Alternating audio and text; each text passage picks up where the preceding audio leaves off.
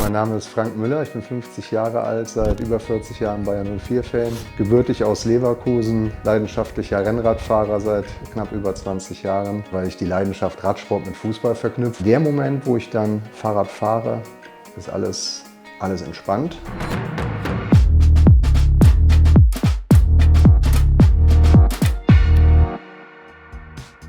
Kurz vor Ende der Halbserie 2023/24, als Leverkusen Tabellenführer war, da habe ich aus einer guten Laune heraus gesagt, wenn wir Meister werden, fahre ich zu jedem Spiel mit dem Fahrrad. Ich habe dann auch ordentlich trainiert, viel Langstrecke gemacht, auch im Sommer, und konnte es dann auch ehrlich gesagt nicht mehr erwarten, bis es am 23. August losging. Was mir gar nicht so bewusst war, wie viele Spiele wir in der ungemütlichen Jahreszeit haben. Wir hatten zu Beginn der Hinrunde permanent Länderspielpausen, was mich geärgert hatte, weil wir hatten noch Sommerzeit, wir hatten schönes Wetter. Ich hatte im Jahr 24 in 4 Monaten 7 Spiele und in 25 von Januar bis März in 2 Monaten auch 7 Spiele. Es wurde sehr viel gegeben am 14. April letzten Jahres oder der ganzen Saison. Jetzt gibt man auch mal etwas zurück.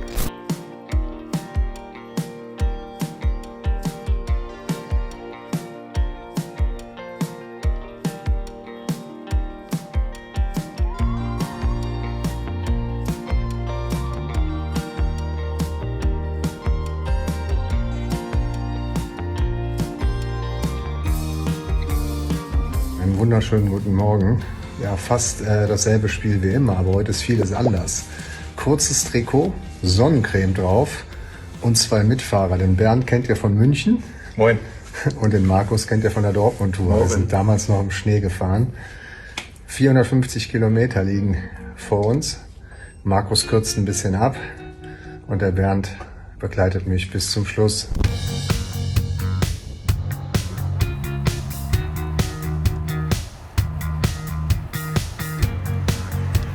Ich hatte ja sehr viele Fahrten im Winter, wo es sehr kalt war, und jetzt war es ja fast schon eine Spur zu heiß, gerade so zwischen Kilometer 200 und 250. Wir haben uns dann bei Kilometer 200 entsprechend motiviert, haben gesagt, wir müssen jetzt nur noch 5-mal unsere Hausrunde fahren. 4-mal haben wir schon. Das mal in kleinen Schritten denken.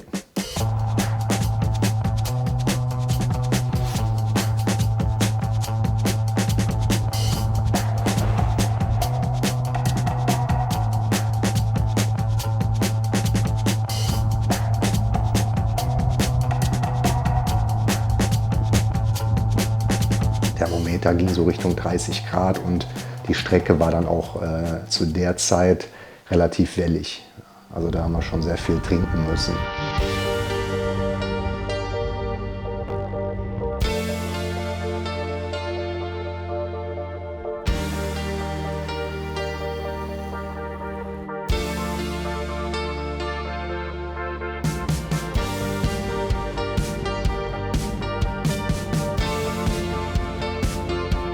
Freiburg war schon sehr toll, auch wegen des Wetters. Alle Fahrten hatten so ihr Highlight, hatten aber auch ihren gewissen Anspruch. Mir war aber schon von der ersten Sekunde klar, das erzeugt eine gewisse Aufmerksamkeit. Ich habe gesagt, was macht man mit Aufmerksamkeit? Einfach nur Likes auf Social Media zu bekommen, das reicht nicht. Ich muss mehr machen, und gesagt, dann mache ich was Karikatives und sammle somit Spenden für die Gute Hand, die ja in Leverkusen das Haus Nazareth als Einrichtung hat. Die wollen einen Reitplatz überdachen, um die tiergestützte Therapie auch bei schlechtem Wetter machen zu können mit den Kindern und Jugendlichen. Ich habe einen bald 15-jährigen Sohn, der hat eine Autismus-Spektrum-Störung, und Kinder mit diesen in Anführungsstrichen Problemen werden dort gefördert.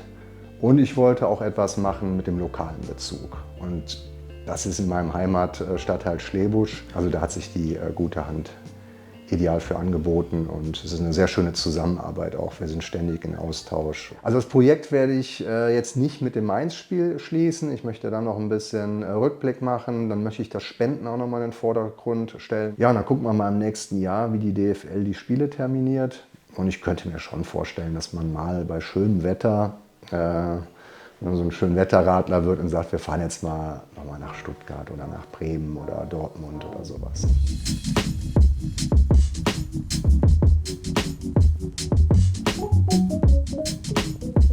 Da gibt es zwei Menschen, die extrem viel dazu beigetragen haben. Das ist zum einen die Viola, meine Freundin. Die hat den Social-Media-Account gemacht, während ich auf dem Rad war. Die hat mich mental unterstützt, war auch bei einigen Touren mal zwischendurch an der Strecke, hat alles organisiert rund um die Ankunft, ja, und hat auch den ganzen Irrsinn so mitgemacht. Ihr könnt euch das ja so vorstellen, ich stehe da nachts um 2:30 auf und die Person neben mir, die wird dann auch wach.